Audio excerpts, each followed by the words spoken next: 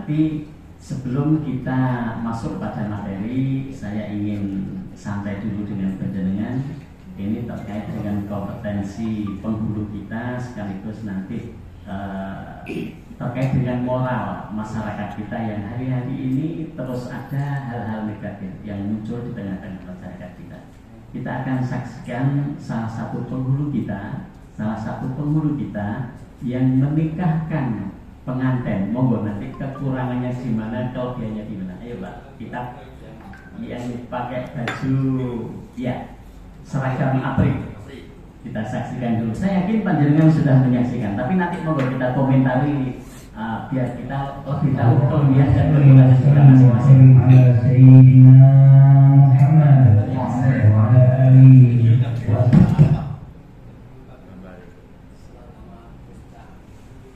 Kira-kira sudah pernah tahu belum video? Sebagian sudah pernah, sebagian belum. Ayo nanti kita lihat bersama. Ini kayaknya sudah.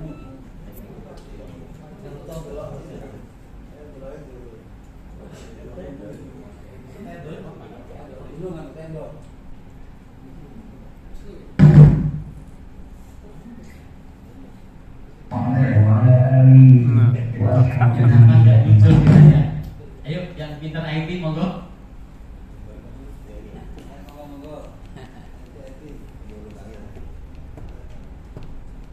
Mestinya muncul di layar.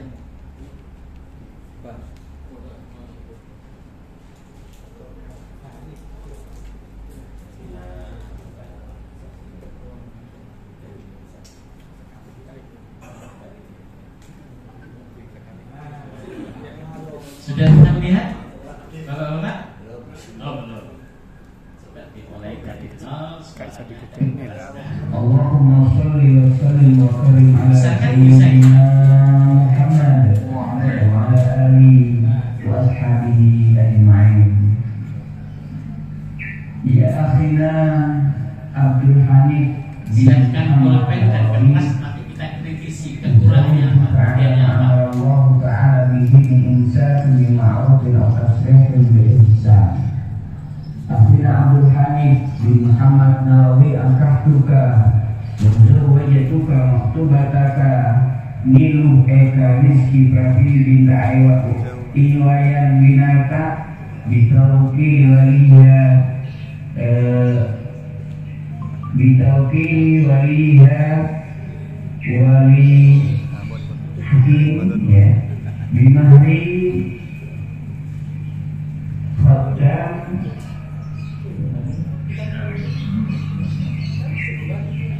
minadzahat jiromain halan.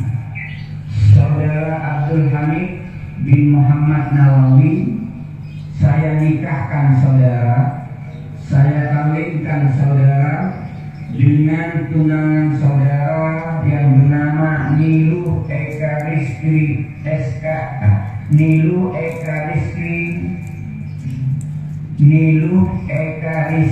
Pratiwi binti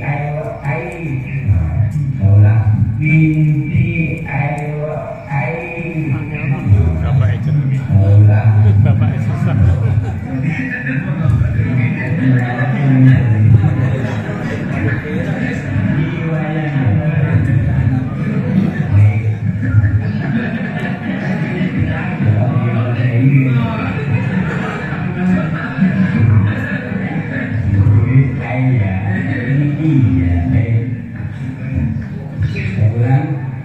Saudara Abdul Hamid bin Muhammad Nawawi, saya nikahkan saudara, saya kawinkan saudara dengan seorang perempuan yang bernama Nilu Eka Rizki Pratiwi binti Iwayan Winarta dengan wali hakim dengan membayar mas kawin berupa cincin emas 2 gram dibayar tunai. Saya terima nikahnya dan kawinnya nilai hasil Pratiwi binti Iwayan Winarta dibayar tunai. Terima kasih, bisa dilanjutkan. Ini kira-kira sisi negatifnya penghulu tadi apa, Pak? Allahumma sholli akhlaqakum. Ya. Kekurangannya apa? Kekurangan penghulu kita. Ya kurang persiapan, Pak. Kurang lancar, Pak. Kurang Satu, persiapan. kurang lancar. Ya. Banyakan Kurang persiapan untuk Satu, kurang lancar, kurang persiapan. Tiga, grogi. Ijabnya kira-kira salah nggak? Tauqili waliha, wali hakim, nah begitu. ada pernyataan yang ambigu. ada. Mestinya itu kalau wali nasab itu ditauqili abiha ilayya juga. Tetapi ini baina wali nasab dan baina wali hakim. Maksudnya harus langsung biwaliyin hakimin. Itu. Atau mau lihat oleh hakim. Betul. Ada yang lain? Monggo, masih banyak ini. Hakiman cukup. Hakiman. Penghulunya. Karena ada hatukan juga. Habib Jafar. Sahabat yang saya hormati, kira-kira di Kabupaten Pasuruan wonten lembut. Ya, aman ya. Ini kemarin dengan saya cerita, saya tahu ada video itu justru dari Pak Kasubdit Kepengurusan. Anwar Ditauqir karena mengucapkan ditauqir ya. Itu bisa jadi kepala KUA mewakilkan penghulunya. Justru ini kepala KUA. Kepala KUA. Ya.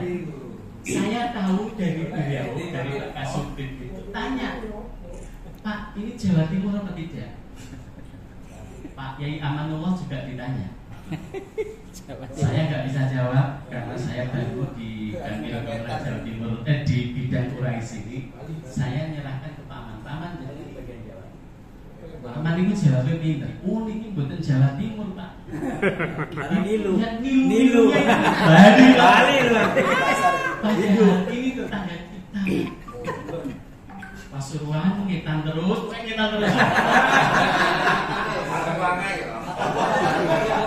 Tetangga kita ini, Pak. Ini maka yang pertama saya sampaikan jawaban ini para penghulu, para KUA, ya, dengan ini orang yang luar biasa. Ketika ada proses pernikahan, andai kata ratusan orang yang hadir, maka ratusan mata itu melihat kepada panjenengan semua. Biasa, Pak. Wali, Pak. Harus beda. Positifnya yang luar biasa saya lihat orangnya tadi itu pede, Pak. Pakai bajunya.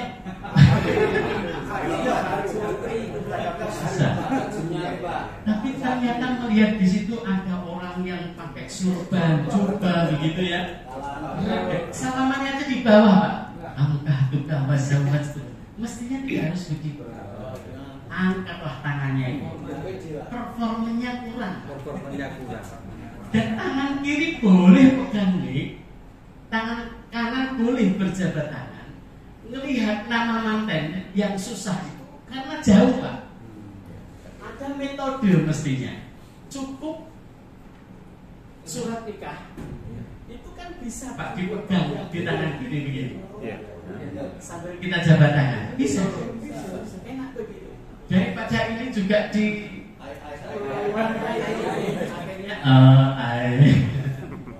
maka Pasuruan tidak boleh seperti itu.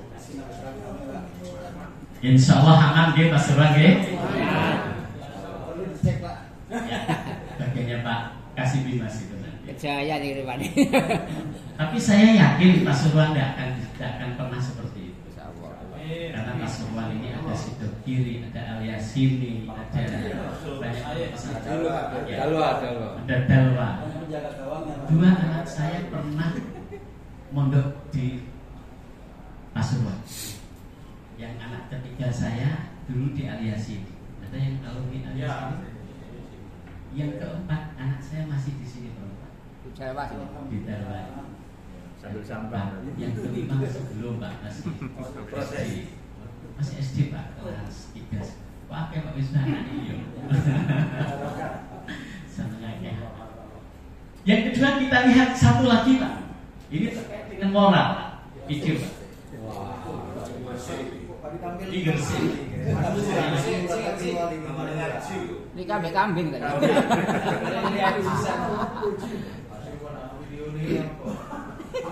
Tapi jangan bikin video kalau menjadikan kurang baik, jangan.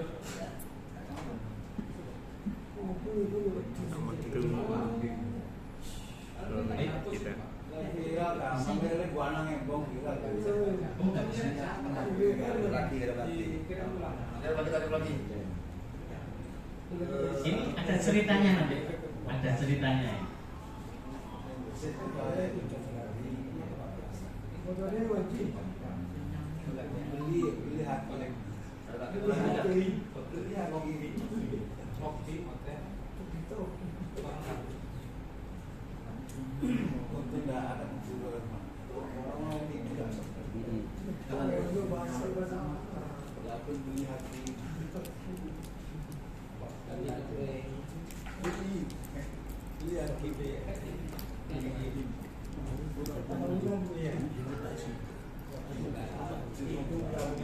Ada banyak video tentang nikah dalam tanda kutip sudah sesuai dengan syar'i, sudah sesuai dengan peraturan perundang-undangan. Tetapi juga ada video pernikahan itu yang secara syar'i sudah memenuhi ketentuan, tetapi secara administrasinya itu maladministrasi. Ini kita akan tunjukkan dulu yang nggak tahu-tahuan ini Pak. Menurut Imam Sopo kira-kira model begini ini. Ini kejadiannya apa, Pak? Kejadiannya apa, Pak? Iya, tapi konten. Oh, hanya konten saja, bukan. Sosial media dihebohkan dengan pernikahan tak biasa. Seorang manusia menikah dengan seekor domba. Kejadian ini terjadi di Gresik. Video pernikahan seorang pria bernama Saiful Arif, 44, warga desa Kelampok, kecamatan Benjeng, Gresik. Dalam video yang diunggah oleh akun Keluntung Walu di grup Facebook Gresik Sumpah, memperlihatkan detik-detik akad seorang pria bersama calon pengantinnya. Tampak pula seekor domba putih betina yang telah dibalutkan selai kain, duduk bersanding dengan pria itu. Pria itu pun menamai dirinya Satrio Paningit, sedangkan seekor domba betina yang diberi nama Sri Rahayu binti Bejo. Diketahui, pernikahan itu digelar di Pesanggrahan Ki Ageng, Desa Jogodalu, Kecamatan Benjeng, Gresik, Minggu, tanggal 5 Juni tahun 2022 sore. Tampak dalam video, pernikahan nyeleneh pria itu dihadiri beberapa saksi yang diduga warga setempat. Sahabat yang saya hormati, ada yang mau komentar? Dua saja, monggo, terkait dengan pelaksanaan nikah dengan kambing. Orang Gresik juga. Oh, Gresik kan orang Gresik. Terima kasih atas waktunya. Yang pertama, ini merupakan suatu pelecehan terhadap dunia lembaga perkawinan. Karena semestinya perkawinan itu ya harus sakral dan harus berpasangan, sebagaimana yang kemarin kita terima materi itu. Jadi ya harus berpasangan, laki-laki dan perempuan, sesama manusia. Setelah ini sesama hewan. Kayak tidak ada lagi aja wanita-wanita yang cantik dan janda-janda yang cantik juga masih banyak. Kok malah kawin dengan wedus ya Om? Ya kebetulan tetangga kecamatan saya Cermi yang itu Benjeng. Benjeng itu Pak Kolili, kepala KUA Gresik ya misalnya. Kobomas, sekarang Kobomas. Ya. Tetangganya Desa Kelampok. Itu yang pertama. Yang kedua ya sangat jelas-jelas tidak sesuai ya dengan syariat gitu ya. Bahkan itu menurut yang saya terima hanya sekedar konten YouTube saja, artinya tidak serius. Tetapi pada akhirnya ujung-ujungnya yang bersangkutan minta maaf kepada MUI dan juga lembaga ormas yang ada di sana. Mungkin itu aja Pak dari saya. Terima kasih. Ada dua poin penting yang kita dapatkan dari beliau Pak Pangasawa ini. Yang pertama itu sudah sesuai dengan syariat. Apa orang wong wedok sing ayu kok nikah karo kambing kan begitu ya. Dan yang perlu dicatat Bapak dan sahabat-sahabat yang saya hormati, pelaksananya ini adalah anggota dewan. Saya punya video nih, tapi khawatir nanti kalau tak kasih mengapresiasikan ke penjaringan jadi sesuatu yang lain. Jadi seorang anggota dewan kepingin populer, maka dia mengundang masyarakat sekitar untuk hadir di pesanggrahan tersebut. Bahasanya ngunduh mantu dengan bahasa Jawa. Tolong monggo derek-derek di YouTube-nya itu para tetangga monggo hadir jam sekian pesanggrahan mulo badhe ngunduh mantu. Masyarakat sekitar datang dengan membawa buruan itu. Ternyata di sana sing nikah itu pedus. Masya Allah. Maka dengan ini Kepala Kantor Wilayah Kementerian Agama Provinsi Jawa Timur kemarin sudah memberikan penjelasan setelah dilaksanakan pemeriksaan oleh kawan-kawan di Kantor Kementerian Agama Kabupaten Gresik. Walaupun yang bersangkutan itu sudah minta maaf, tetapi tetap menciderai umat Islam. Dan ini yang nggak bisa ditolerir. Saya nggak tahu nanti kira-kira proses berikutnya kayak apa. Ada yang masih berpendapat Bapak dan kawan-kawan? Cukup ya? Oh masih ada. Ada satu lagi Pak.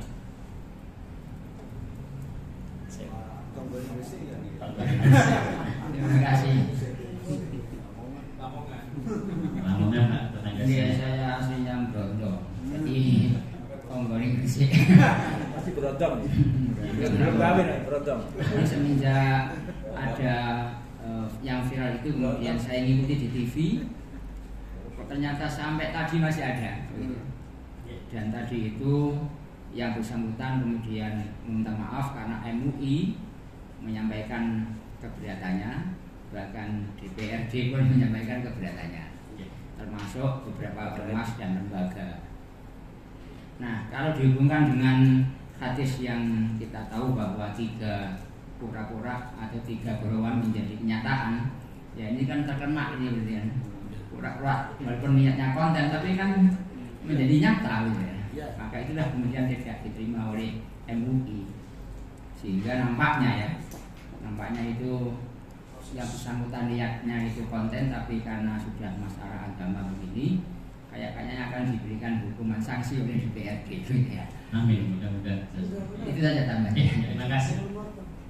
Kawan-kawan, para sahabat yang saya hormati, itu kondisi di tengah-tengah masyarakat kita saat ini.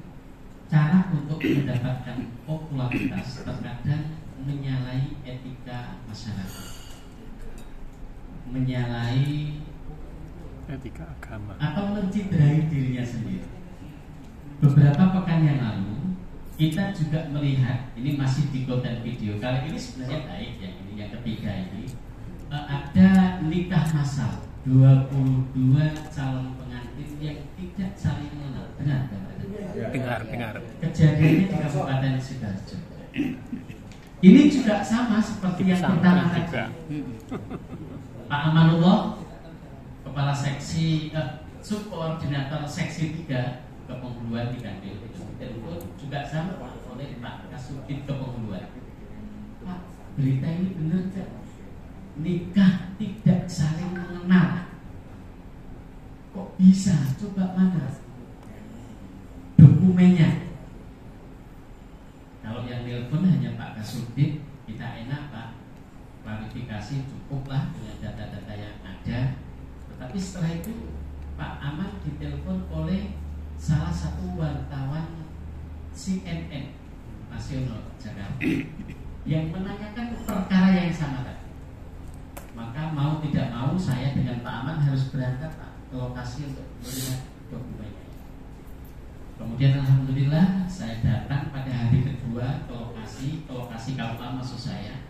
Dan 22 itu kami buka dokumennya. Kira-kira kalau ada manten tidak saling kenal, walaupun sebelumnya pernah bertemu Pak, yang dinikahkan oleh pengasuh itu adalah santri senior yang akan ditugaskan ke pesantren cabang di seluruh Indonesia. Beliau, para santri senior yang dinikahkan itu ya pernah ketemu, tetapi tidak pernah saling mengetahui kalau itu calon suami atau calon istri. tiba-tiba dinikahkan begitu, menurut jenengan adakah administrasi yang salah dalam pelaksanaan akad nikah? Ada nggak? Ada N3 itu. N4 M4 persetujuan nikah. Iya, sudah suami istri. Berikutnya Juga masalah Pak N2 untuk kapan tanggalnya, jamnya, terus mahalnya berapa. N2. Iya. Yang lain Pemeriksaan juga. pemeriksaan nikah. Yang lain pengumuman kehendak nikah. Iya. Ada lagi rekomendasi nikah. Iya. Kita cek, Bapak, ternyata rekomendasinya yang pertama kita lihat rekomendasi langsung. Rekomendasi kita lihat dari KUA luar. Kemudian ini ada yang memang dari Sidoarjo sendiri, ada yang dari Gresik, Pak. Kita lihat rekomendasinya hanya tertulis nama salah satu calon mempelai. Yang berikutnya kosongan, Pak. Nggak tahu siapa. Ya, karena kepala KUA yang memberikan rekomendasi juga nggak tahu. Saya tanya kepada kepala KUA Yang mereka enggak, yang di tempat nikah ini, krian ini, Pak, jangan kok mau rekomendasi kosongan model begini ini gimana ceritanya? Iya Pak, kan ini kan sudah ada penanggung jawabnya dari panitia. Katanya sudah ada penanggung jawabnya dari panitia. Kalau tangkap misalnya panjenengan yang mendapatkan rekomendasi nikah kosongan, kerso nikahan benar? Kembalikan. Cocok. Akhirnya Pak, bisa bagus. Akhirnya Pak, untuk melihat apakah benar apa yang disampaikan oleh kepala KUA ini, kita telepon Pak kepala KUA yang memberikan rekomendasi. Jawabnya sederhana, Pak, saya membuatkan rekomendasi itu yang meminta adalah kepala KUA-nya, Pak. Jadi misalnya saya kepala KUA Rian, jenengan Menjadi Kejayaan misalnya. Wis pokoknya gawe lah Pak. Wis beres-beres gak ada masalah. Ngono gelem gak kira-kira Kejayaan Pak. Ujung. Mat pegawat ini jujur Pak. Mat pegawat. Jadi akhirnya dibuatkan itu dan 20 Pak banyak.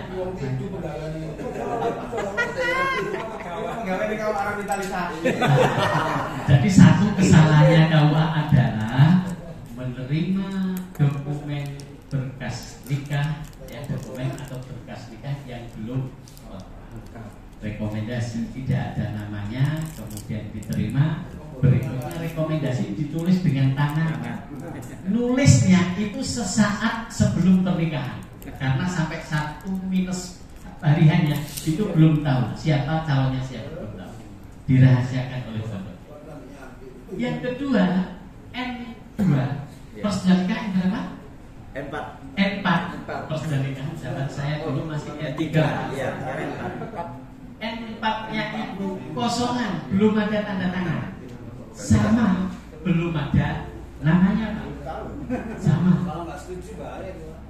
Coba ya Pak, jadi nikah buku nikah otomatis belum tercetak.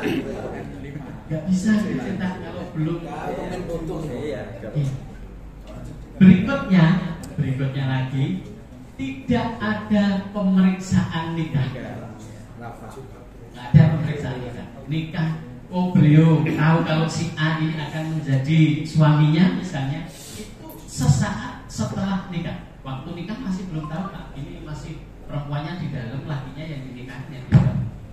Jadi setelah nikah itu baru menuju mana istri saya, baru begitu Pak. Nah ketika ketemu ya sing seneng, kira-kira ya sing seneng, kira-kira begitu lah kira-kira. Nah ini bagian dari problem yang muncul di tengah-tengah masyarakat kita terkait dengan pelaksanaan nikah. Nikah yang seperti ini sebenarnya sudah berjalan ke 8 kalinya, yang hari Ahad kemarin itu, tetapi tahun-tahun sebelumnya tidak terekspos karena itu belum sehebat sekarang. Nah, karena sekarang ini media sudah luar biasa, maka akhirnya kejadian hari itu hari ini juga diketahui oleh orang lain yang ada di wilayah kita maupun di luar wilayah kita. Maka harapan saya, permohonan saya, ajakan saya kepada panjenengan semua, monggo di dalam memberikan layanan kepada masyarakat, setidaknya kita tidak melakukan kesalahan, baik kesalahan administrasi maupun kesalahan di saat melakukan prosesi akad nikah. Karena biasanya kepala KUA, para penghulu itu hadir melakukan tugas melebihi dari apa yang harus dilakukan. Kewajiban kita hadir mencatat, ya Bapak ya. Ya. Tetapi lebih dari itu kadang-kadang kita diminta sebagai MC untuk membaca khutbah nikah, kemudian diminta untuk melaksanakan mewakili wali itu sekaligus berdoa. Maka monggo kita terus meningkatkan kompetensi diri kita agar kita misalnya orang wong sing nyuting terhadap pelaksanaan nikah yang kita lakukan itu kita menjadi orang yang luar biasa. Amin. Amin. Lanjut, kita sekarang masuk materi Mas. Revitalisasi KUA, ya Bapak dan sahabat-sahabat saya yang saya hormati, revitalisasi KUA itu tujuan akhirnya adalah menjadikan kantor urusan agama ini sebagai miniatur kantor Kementerian Agama Kabupaten Kota.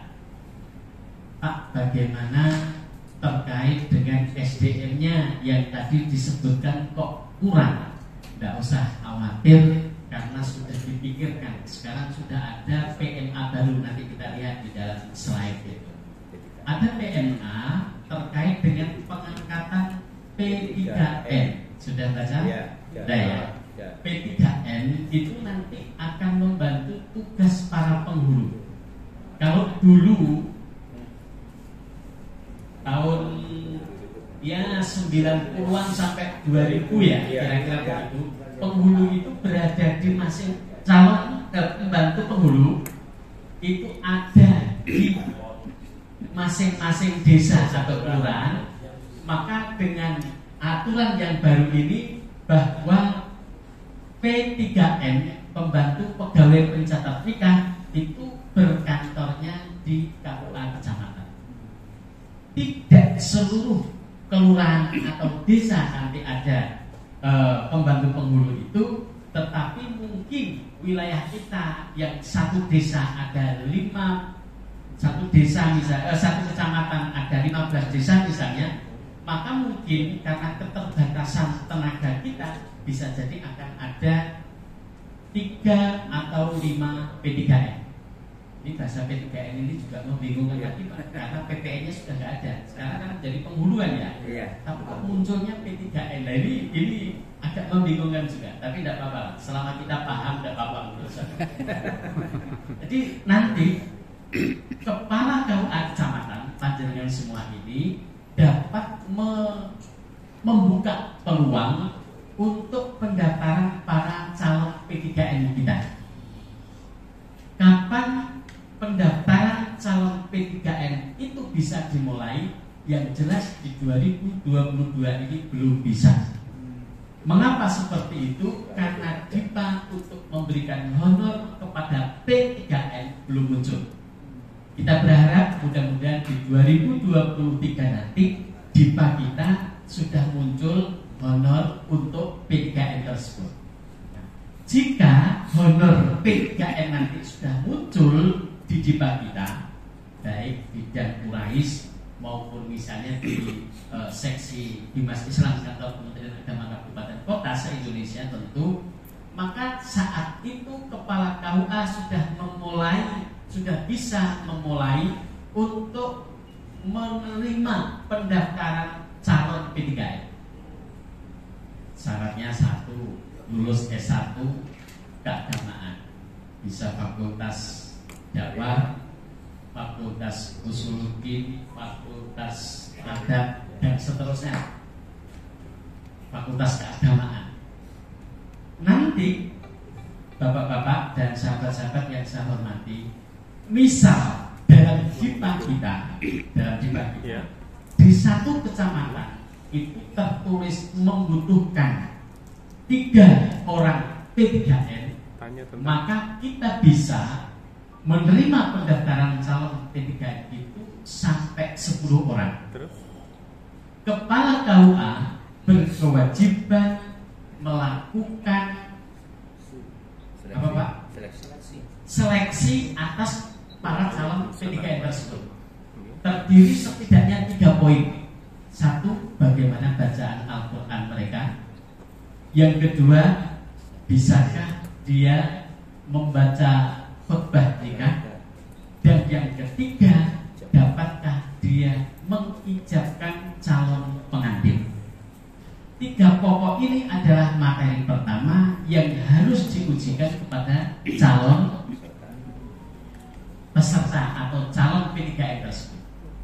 Kemudian kembali, jika di KUA kita mendapatkan jatah 3, maka dari 10 peserta itu yang 6 ambil urut tertinggi, dikirim ke kantor Kementerian Agama Kabupaten Kota. Berikutnya di kantor Kementerian Agama Kabupaten Kota akan dilakukan seleksi tahap kedua. Tahap keduanya kan sudah di kecamatan masing-masing.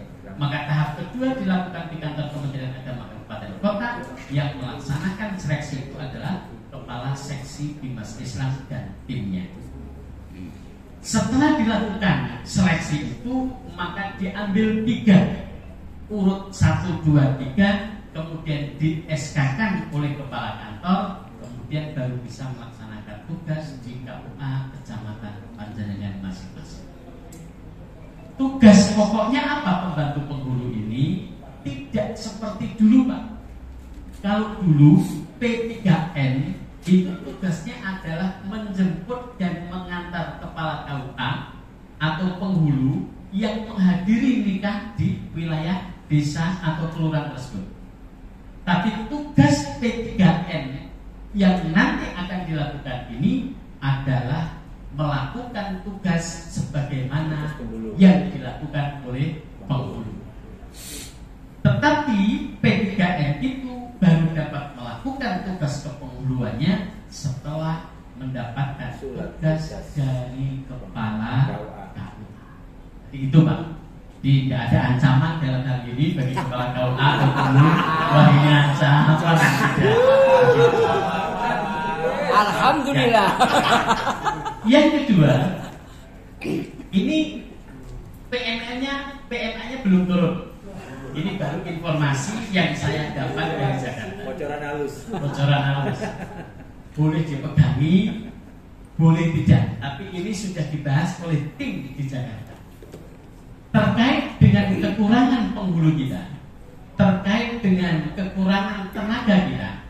Kalau kekurangannya penghulu tadi solusinya akan diangkat P3N. Ya. Sekarang kekurangan kepala KUA ini bagaimana? Dulu saya pernah Bapak dan sahabat-sahabat saya ketika masih sebagai kepala KUA, saya mengikuti uji petik. Siapa kepala KUA itu sebenarnya? Dari unsur mana dia harus diangkat? Dulu Pak, pilihan saya dan kawan-kawan, insyaallah termasuk Pak Mahmud yang sekarang menjadi pengawas itu. Pilihan kami waktu itu bahwa kepala KUA itu harus dari penghulu. Mengapa begitu? Karena tugas kepala KUA itu salah satunya waktu itu juga menghadiri, mencatat akad nikah.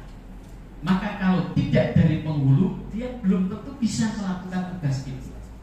Akhirnya alhamdulillah setelah uji petik di Jawa Timur, kemudian di provinsi yang lain juga dilaksanakan itu, maka kemudian muncullah PMA bahwa kepala KUA itu adalah penghulu yang mendapatkan tugas sebagai kepala KUA.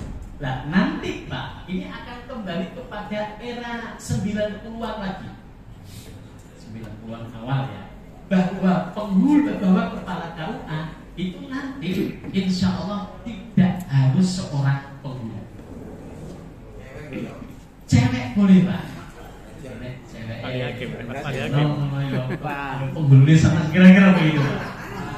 Jadi ke depan nanti para kepala KUA itu bisa dari unsur penghulu, bisa dari unsur penyuluh, bisa dari unsur guru maupun analis kepegawaian. Nanti begitu Pak ke depan.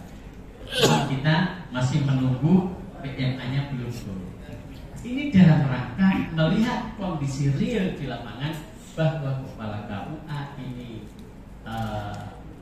sudah mulai banyak yang purna tugas, kemudian belum ada pengangkatan penghulu dengan jumlah yang besar. Ada Pak di 2022 kemarin pengangkatan penghulu, tetapi belum di semua kabupaten kota. Jadi pendaftaran sudah dibuka dengan kuota terbatas, tes di mana-mana dilakukan, tesnya juga melalui daring, sing pinter belum tentu masuk, sing krono pinter IT, ilmu kurang bisa masuk itu ada. Jadi berbagai macam karena tesnya daring di 2022. Nah ini sudah mulai kerja di 2000. Oh sekarang 2022 ya, 2022 ya. Di 2021 maksud saya. Jadi yang tes 2021 dulu, 2022 ini sudah mulai masuk bekerja. Kompetensinya masih terus kita pantau. Yang bersangkutan bisa atau tidaknya dalam melakukan tugas-tugas tersebut. Kawan-kawan yang saya hormati, kita masuk di wilayah kita Jawa Timur. Jumlah KUA kita luar biasa 665. Ini di antara di situ di Pasuruan ini ada 24 tadi ya. Maka di Jawa Timur sejumlah 665 jumlah KUA kita yang sudah mendapatkan SPSN di Jawa Timur ini 110. Kemudian KUA yang dibangun dengan SPSN di tahun 2002 ada 9 dari Pacitan, Lamongan dan seterusnya itu. Untuk Kabupaten Pasuruan kelihatannya belum muncul. Maka dengan itu saya sampaikan monggo dari 17 yang sertifikatnya sudah milik Kementerian Agama segera ditindaklanjuti agar di 2024 nanti kita termasuk yang mendapatkan SPSN tersebut. Berikutnya Bapak dan Ibu, dan Ibu lagi yang enggak ada ibunya. Bapak-bapak yang saya hormati, untuk revitalisasi di 2021 kemarin ada 8 unit. Sedikit tak, hanya 8 unit, tapi supportnya berupa pendanaan itu lebih besar daripada 2022 yang 49 unit. Yang 8 unit itu anggaran anggaran jika diuangkan itu kisarannya bisa 125, termasuk pembuatan backdrop, pengadaan alat dan seterusnya itu mencapai kisaran 125 juta. Yang 2022 ini 49 KUA kita yang direvitalisasi, tapi anggarannya hanya 30 juta. Ada nggak di wilayah kita yang di 2022 dapat revitalisasi? Jaya, angkat-angkat Pak, Jaya. Anggaran satu-satunya. Oh ya, anggaran 30 juta itu dipakai apa?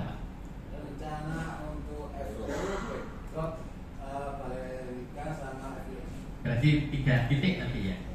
1 FO itu front office yang di sana tempat pelayanan PTSP ya. Kemudian pelayanan nikah di balai nikahnya, di tempat ruang akad nikah. Terus yang ketiga di tadi depan. Renovasi Pak, kan bongkar. Oh, bongkar. Katanya CV-nya nggak cukup, ini yang lain hanya renovasi bongkar. Iya. Ini 30 duitnya 30 tetapi harus menyelesaikan di 3 titik. Monggo lah, antum alam ini. Tunggu caranya begitu. Tapi saya kemarin sudah mengunjungi Kabupaten Bondowoso, itu luar biasa. Jadi mereka dengan dana yang seadanya itu bisa menyulap kantor yang biasa menjadi lebih baik menurut saya. Dan ini hanya faktor kenekatan kepala KUA menurut saya yang diizinkan oleh Kasih Bimas dan kepala kantor. Di kepala KUA itu pinjam koperasi dengan nominal tertentu, dananya untuk menjadikan KUA itu menyamai KUA revitalisasi. Ini belum revitalisasi, tapi menyamai KUA revitalisasi. Saya mengunjungi di Bondowoso itu. Saya tanya kepada kepalanya, Pak, jangan bisa, katanya baru 3 bulan di sini. Iya Pak, saya bangun ini 3 tahun. Ya, kok bisa 3 bulan mendanai 3 tahun? Nah, ternyata itu tadi ngebon disik, sebulan mampu membayar sekian, kali 3 tahun diwujudkan di depan. Gitu ya. Tapi harus mendapatkan izin dari Pak Kasih Bimas dan Kepala Kantor. Dan nggak ada masalah dengan misalnya ada rolling di kemudian hari tidak menjadi masalah di kawal tersebut. Oh juragan mebel bisa mampir kalau begitu Pak. Lanjut Mas, yuk kita lihat program prioritas Kementerian Agama hari ini di antara program-program yang lain. Kalau seksi kalau di bidangnya Penma, maka bagaimana pendidikan bisa menjadi lebih maju, maka program untuk Bimas Islam Kementerian Agama Republik Indonesia yang prioritas adalah revitalisasi kampung. Hal ini tidak lain tujuannya adalah untuk menjadikan KUA yang terdepan menjadi pelaksana Kementerian Agama ini menjadi lebih baik. Dan alhamdulillah era kekinian KUA kita sudah luar biasa. Kalau dulu Bapak dan sahabat-sahabat saya yang saya hormati, kepala KUA itu kesannya adalah orang tua yang kalau kopian itu kopiain miring, bajunya nggak pernah setrikaan kan begitu ya. Maka hari ini kepala KUA penampilannya nggak kalah dengan camat. Kira-kira begitulah. Walaupun eselonnya berbeda. Kita nggak usah bicara eselon Pak. Itu biar bagiannya orang pusat saja. Bagaimana menyamakan eselonnya kepala kanwil setara dengan kepala dinas misalnya begitu, menyamakan eselonnya kepala kantor Kementerian Agama Kabupaten setingkat kepala dinas misalnya begitu. Karena kalau kita lihat eselon kepala kantor Kabupaten Kota itu setara dengan camat. Nah, itu biar urusan mereka. Tapi yang terpenting kita para penghulu, para kepala KUA kecamatan, setidaknya penampilan kita dengan adanya revitalisasi ini setara dengan camat dan lain-lain. Performan kita meyakinkan kompetensi diri kita mampu memberikan layanan yang terbaik kepada masyarakat kita. Lanjut Mas. Sudah, kita lanjut. Ini diantara tujuan revitalisasi KUA kecamatan. Di revitalisasi KUA kecamatan itu tujuannya adalah meningkatkan kualitas layanan kehidupan umat beragama. Saya yakin ini sudah menjadi tugas panjenengan, tetapi ditingkatkan biar menjadi lebih bagus lagi. Layanan keagamaan yang selama ini sudah kita lakukan diantaranya ada layanan pembinaan dan layanan data. Di KUA itu kan ada data khotib berapa, data mubarik berapa, data umat Islam berapa, Hindu, Buddha, Kristen dan berapa, di situ ada. Nah ini juga bagian dari tugas yang akan kita tingkatkan. Kalau sekarang ini mungkin masih menggunakan data manual di tulis tangan, maka ke depan itu nanti menggunakan digitalisasi. Termasuk pendaftaran nikah melalui SIM Kaget ini adalah dalam rangka digitalisasi layanan kita kepada masyarakat. Untuk Kabupaten Pasuruan, mohon maaf kawan-kawan, ini prosentasenya berapa persen? Masyarakat yang daftar secara manual dan melalui aplikasi SIM Kaget berapa persen Pak? Kisaran 20%. Lainnya masih mendaftar manual, membawa berkas itu ya. Itu kita masih manual 20% kisarannya. Dari beberapa kabupaten kota yang kita tanya, ada yang sudah 75%, ada yang 100%. Tapi saya nggak percaya. Saya tanya, kok bisa 100% gimana? Saya tanya, Pak, bener. Jadi ketika mau upload data dari rumah nggak bisa, kemudian datanglah ke KUA, di situ dibantu oleh operator KUA-nya. Semuanya. Semuanya begitu. Dibantu semuanya. Sini juga begitu. Yang 20% juga begitu. Oh iya. Jadi 100% akhirnya. Oh iya, 100% aneh. Nanti ini kan ada agak agak lemot kan SIM kahwir kita? SIM kahwir kita masih lemot. Kemarin kami Kementerian Agama Provinsi Jawa Timur dalam hal ini bidang Urais mengirim surat ke Pak Sesdijen Bimas Islam. Tujuannya adalah ingin melakukan mirroring data sekaligus penguatan SIM kahwir ini, SIM kahwir. Akhirnya alhamdulillah permohonan kita rapat secara Zoom meeting dikabulkan dan insya Allah ini bulan Juni ini nanti akan ada launching SIM kahwir tahap kedua. Jadi yang lemot sekarang ini insya Allah nanti menjadi tidak lemot lagi karena ditingkatkan jaringan internet dan seterusnya ini. Maka insya Allah nanti ketika staf panjenengan, operator panjenengan membantu masyarakat dalam mengupload data pendaftaran nikah, nggak perlu malam-malam lagi, Pak. Ini kan ada yang malam-malam si operator kita itu kisaran 1 juta.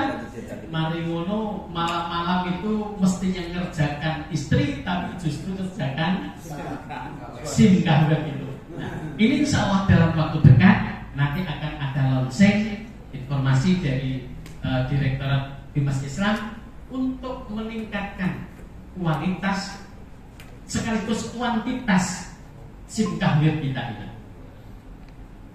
Tidak hanya itu, Jawa Timur insya Allah memulai akan adanya aplikasi nyun saya bukan kata 15 menit lagi. Jawa Timur insya Allah memulai untuk menyerap data dari SIM kahwir itu untuk kemudian bisa dipublikkan kepada masyarakat. Kalau tangkap kepada panjenengan terkait dengan laporan panjenengan yang pendaftarannya lewat SIM kahwir itu, bagaimana bentuk pelaporan NR panjenengan setiap bulannya kepada Bimas Islam? Gimana Pak biasanya? Manual. Online dan manual. Online dan manual. Ada yang online saja? Nggak ada ya? Di PDF kan. Di PDF kan. Selama ini berarti untuk kita dan beberapa KAFO di Jawa Timur, operator KUA menyampaikan laporan jumlah NR itu masih melalui 2 versi. Satu manual, yang kedua online melalui SIM kahwir. Maka insya Allah nanti kalau kita sudah selesai terkait dengan mirroring data SIM kahwir ini, maka operator KUA cukup 1 kali melakukan laporan, yakni di saat pendaftaran nikah dan pelaksanaan akad nikah. Kita saat selesai akad nikah diupload lagi nggak Pak di SIM kahwir? Karena sudah ada nomor korporasi dan seterusnya ya. Oh belum ya? Belum. Oh itu sebelum? Ya karena kalau misalnya kantor masih bisa, tapi kalau yang nikah dulu yang di rumah tidak bisa Pak. Berarti setelah akad nikah dulu, diatur dulu. Harus diatur dulu. Ya, sampai selesai baru mengeprint buku nikahnya itu. Baru buku nikah. Ya. Berarti laporannya dilakukan setelah akad nikah atau sebelum akad nikah? Sebelum Pak. Sebelum akad nikah.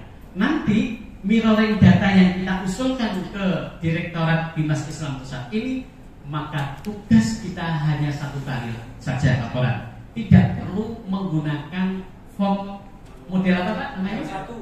L1 ya. Maka nanti tidak perlu lagi model L1. Apa yang akan dilakukan Nun Sewu? Ini hasil diskusi kita dengan Direktorat, bahwa Jawa Timur akan memulai data kita untuk NR nanti bisa dibuka untuk umum. Panjenengan kepala KUA atau operator yang melaporkan peristiwa nikah melalui SIM kahwir tersebut nanti akan kami ambil datanya melalui SIM kahwir itu. Kemudian akan kami olah di Kanwil Jawa Timur dengan nama Sidiran Nikah Rujuk. Sidiran itu Sistem Informasi Digital Pelayanan Nikah dan Rujuk. Nanti kami akan kelola di kabupaten. operator kanwil, kami akan kelola kanwil, kemudian operator kabupaten kita berikan caranya, dan data itu nanti sudah muncul. Misalnya Jawa Timur 1 tahun itu ada 11.000, itu terdiri dari kabupaten mana saja. Mirroring kita nanti bisa membaca itu. Bukan hanya ini, tetapi lebih dari itu. Nanti misalnya ada dinas kesehatan atau BKKBN membutuhkan data tentang jumlah yang itu, tidak perlu lagi minta ke KUA. Langsung bisa ngeklik di, bukan di SIM kanwil Pak, nanti ngekliknya di layanan digital Kementerian Agama Provinsi Jawa Timur, diklik Dinas Islam, klik Dinas Islam, nanti muncul lagi namanya Sidilan Nikah Rujuk. Nah, di situ se-Jawa Timur bisa dilihat Pasuruan kota sekian, kabupaten sekian, dan terusnya sekian. Pelaksanaan nikah dilaksanakan kapan, tempatnya di mana, insya Allah nanti bisa dilihat.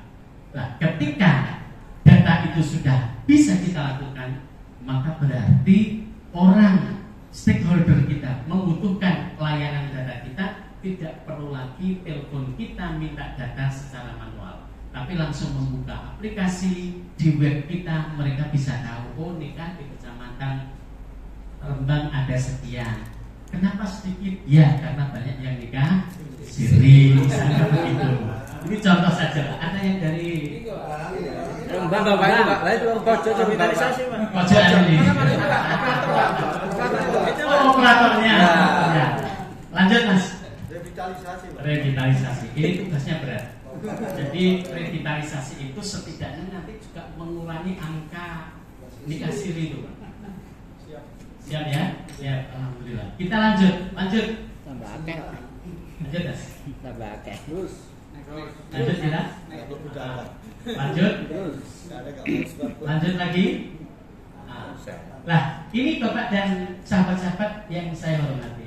Mengapa harus revitalisasi KUA? Itu tadi kita sudah sampaikan bahwa KUA kecamatan kita dulu tuh stigmanya negatif. Bagaimana yang saya sampaikan? Maka dengan itu kita siap atau tidak siap harus memulai perubahan atas diri kita, atas kantor kita, dan layanan kita. Layanan kita dulu dipandang kurang baik, maka kita harus melakukan perbaikan layanan yang di bawah kita. Dampak dari apa yang kita lakukan itu harapannya adalah KUA kita menjadi kantor yang bermartabat. KUA kita lebih bermartabat, kredibel, profesional, dan menjadi pelayan bagi masyarakat dalam bidang keagamaan secara umum. Apa saja layanan keagamaan secara umum di sana? Kalau selama ini Nuwun Sewu, layanan moderasi beragama sama wonten apa tadi? Petugasnya sudah ada atau belum? Alhamdulillah belum. Berarti belum. Berarti sementara yang ada baru layanan yang sesuai dengan KMA terdahulu, layanan nikah dan rujuk dan seterusnya. Bapak dan Ibu hadirin wal hadirat rahimakumullah, ini poin-poin yang kita sampaikan. Berikutnya nanti monggo kita baca di rumah sambil kita ngomong anak misalnya. Nah itu kita lihat apa saja sih maksudnya revitalisasi ini. Nah, kita pelajari bersama. Kemudian jika ada yang kurang pas nanti bisa ditanyakan kepada Pak Kasih Dimas atau kepada saya. Terima kasih, waktunya sangat terbatas. Nanti misalnya ada dialog, kita akan dialog. Misalnya enggak, ya alhamdulillah kan begitu Pak Kasih ya. Menyesuaikan saja, yang penting kegiatan ini membawa manfaat dan keberkahan. Terima kasih. Wa'alaikumsalam warahmatullahi wabarakatuh. Assalamualaikum warahmatullahi wabarakatuh.